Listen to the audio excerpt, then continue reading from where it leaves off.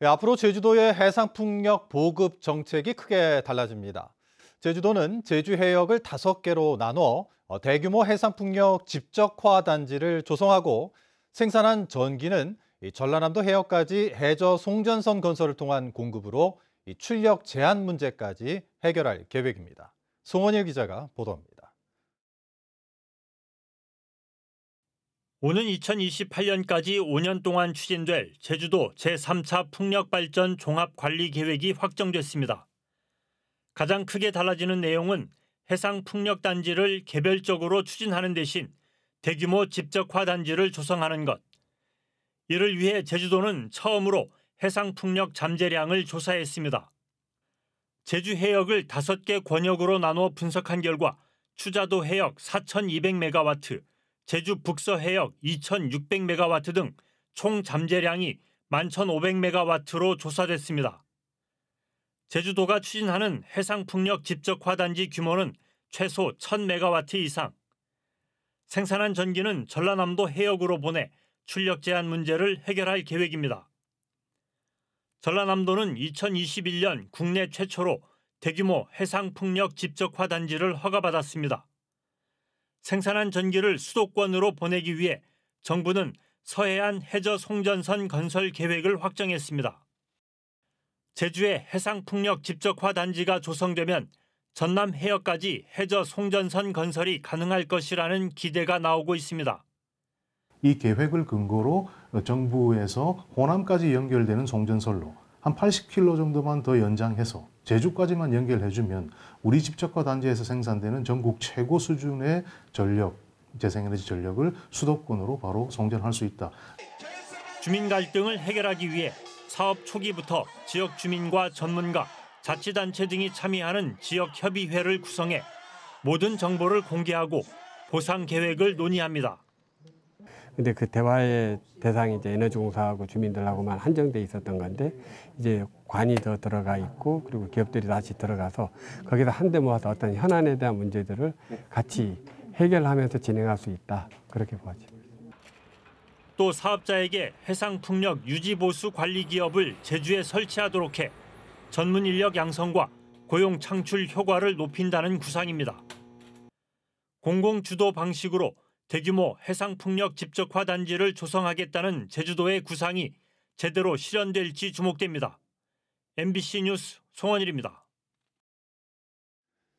제주 영어교육도시에 새로운 국제학교를 설립하겠다는 신청이 접수돼 심의가 시작됐습니다.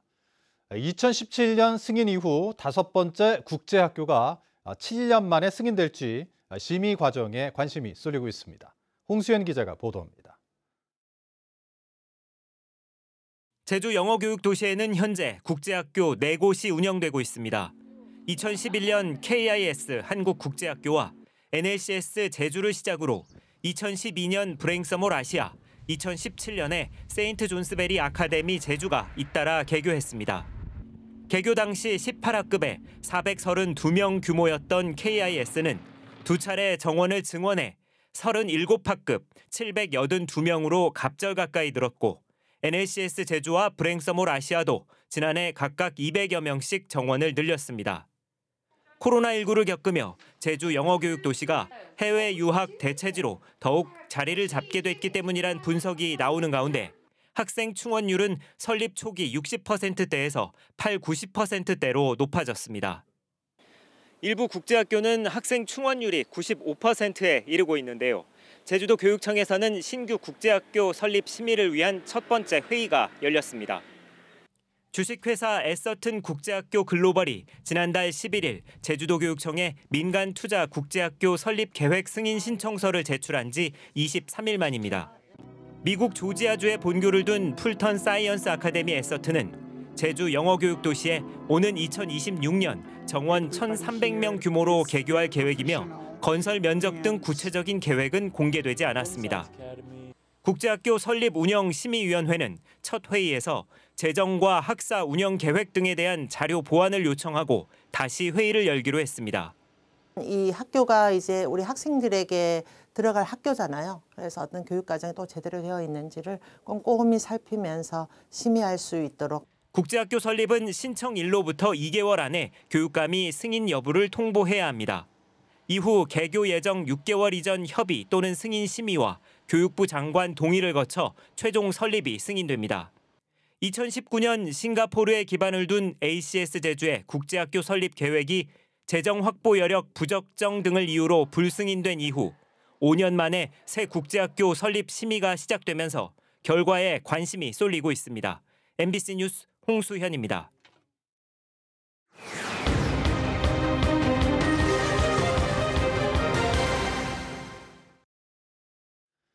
서귀포의 한 마을에서 주민들이 미용사에게 속아 8억 원이 넘는 사기를 당하는 사건이 벌어졌는데요. 이 피해자 중 한 명은 그 피해로 목숨까지 끊으려 했는데 이 경찰이 체포영장을 받아 검거하며 강제 수사에 들어갔습니다. 이따금 기자가 취재했습니다. 재작년 동네 언니를 통해 미용사를 소개받았던 김모 씨.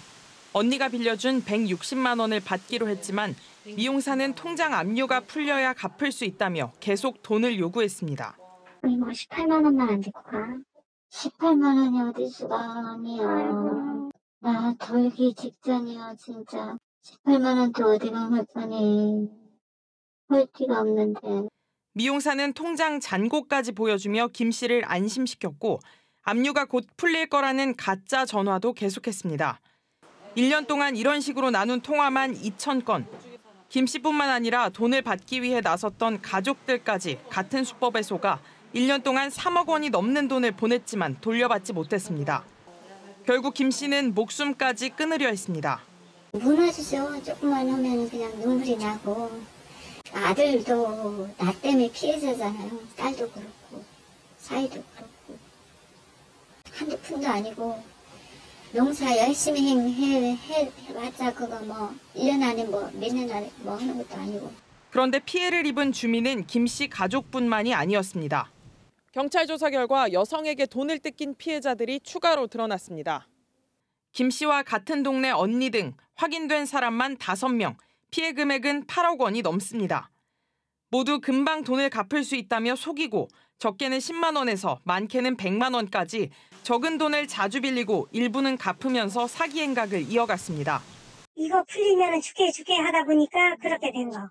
문자 와서 뭐 어느 캐피탈 문다고 하면 제가 돈을 파기해서 그 말을 믿어가지고. 경찰은 지난해 11월부터 수사에 들어갔지만 미용사가 출석에 응하지 않고 추가 피해가 잇따르자 결국 체포영장을 받아 검거한 뒤 여죄를 수사하고 있습니다. MBC 뉴스 이따금입니다. 지난해 제주역 평균 기온이 역대 2번째로 높았습니다. 제주지방기상청에 따르면 지난해 제주 평균 기온은 17.1도로 지난 2021년 17.2도에 이어 1973년 기상관측 이후 2번째 높은 기온을 기록했습니다. 연평균 최저기온은 14.2도로 역대 가장 높았고 열대야는 38.3일로 5위, 폭염은 6.5일로 7위에 올랐습니다. 한라산 구상나무의 고사 원인을 찾는 연구가 확대됩니다. 제주도 세계유산본부는 한라산 구상나무의 쇠퇴가 빠르게 진행됨에 따라 전염성 여부와 생존 위협의 수준 분석 등 연구를 확대할 계획이라고 밝혔습니다.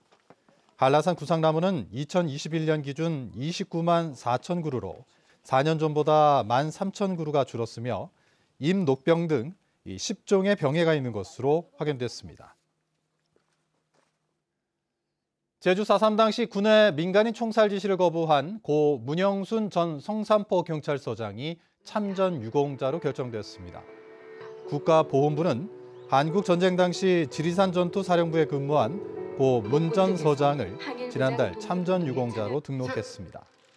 문 전 서장은 4.3 당시 좌익으로 몰린 주민 100여 명을 자수시켜 훈방했고 군 당국의 예비검속자 총살 명령을 거부해 주민 200여 명을 구한 업적을 인정받아 지난 2018년 경찰 영웅에 선정됐습니다.